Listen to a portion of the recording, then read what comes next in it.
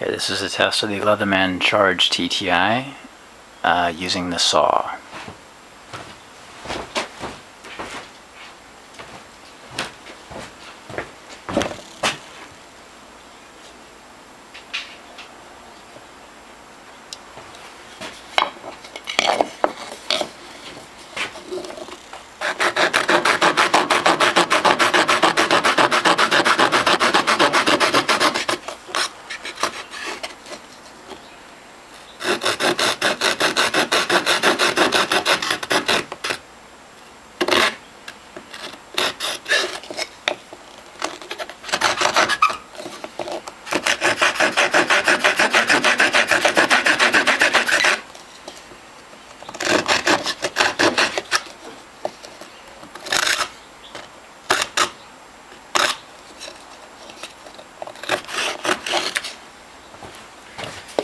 I'd say that it's good for detail-oriented work, but once the blade goes deep in the material, it gets too flexible and can bend a little bit.